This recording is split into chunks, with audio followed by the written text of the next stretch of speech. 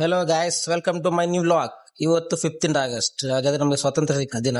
ಸ್ವಾತಂತ್ರ್ಯಕ್ಕೋಸ್ಕರ ಕಂಪನಿಯಲ್ಲಿ flag hosting ಇತ್ತು. ಅದಕ್ಕೋಸ್ಕರ ನಾವು ಗಾಡಿನ ಪಾರ್ಕ್ ಮಾಡಿ ಕಂಪನಿ ಕಡೆ ಹೋಗ್ತಾ ಇದ್ವಿ. ಒಬ್ಬೊಬ್ಬ ಡೆಕೋರೇಷನ್ ಜೋರಾಗೆ ಮಾಡಿದ್ದಾರೆ. ಸೊ ಇದು ನಾನು ವರ್ಕ್ ಮಾಡೋ ಪ್ಲೇಸ್ NMPT ಅಂತ, ನೀವು ಮ್ಯಾಂಗ್ಳೂರ್ ಫೋರ್ಟ್ ಏರಿಯಾ ಅಂತ ಹೇಳಿ. ಸೊ ಒಳಗಡೆ ಯಾವುದೇ ಫಂಕ್ಷನ್ ಇದ್ರು ಟರ್ಮಿನಲ್ ಅಂತ ಒಂದು ಏರಿಯಾ ಇದೆ. ಸೊ ಅಲ್ಲಿ ಎಲ್ಲ ಫ್ಲಾಗ್ ಹೋಸ್ಟಿಂಗ್ ಯಾವುದೇ ಫಂಕ್ಷನ್ ಇದ್ರು ಮಾಡೋದು. ಒಳಗಡೆ ಹೋಗುವಷ್ಟರಲ್ಲಿ ಎಲ್ಲ ರೆಡಿ ಮಾಡ್ತಾ ಇದ್ರು.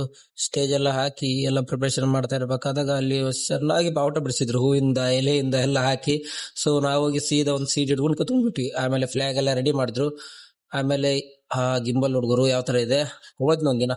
ಆಮೇಲೆ ನಮ್ಮ ಚೀಫ್ ಗೆಸ್ಟ್ ನ ಈ ತರ ಎಲ್ಲ ವೆಲ್ಕಮ್ ಮಾಡಿ ಸ್ವಲ್ಪ ಸೇಫ್ಟಿ ಸ್ಪೀಚ್ ಎಲ್ಲ ಕೊಟ್ಟು ಫ್ಲಾಗ್ ಹೋಸ್ಟಿಂಗ್ ಎಲ್ಲ ರೆಡಿ ಮಾಡಿದ್ವಿ. ನೋಡ ನೋಡ ಎಷ್ಟು ಚಂದ ಅಲ್ಲ. ಆಮೇಲೆ ಜ್ಯೂಸ್ ಕೊಟ್ರು, ಜ್ಯೂಸ್ ಕುಡಿದ್ವಿ. ಇಲ್ಲಿ ನೋಡಿದ್ರೆ ಒಂದು ಹುಡುಗ ನಿಮ್ಮನ್ನ ಕಾಲಲ್ಲೇ ಸಾಯ್ಸಾಕ್ ಬಿಡುತ್ತೆ ನನ್ನ ಮಕ್ಕಳ ಅಂತ ವಾರ್ನಿಂಗ್ ಕೊಡೋ ತರ ಇತ್ತು. ಅದಾದ್ಮೇಲೆ ಎಲ್ಲ ಪ್ರಶಸ್ತಿ ವಿತರಣೆ ಆದ್ಮೇಲೆ ಕಲ್ಚರಲ್ ಆಕ್ಟಿವಿಟಿ ಸ್ಟಾರ್ಟ್ ಆಯ್ತು.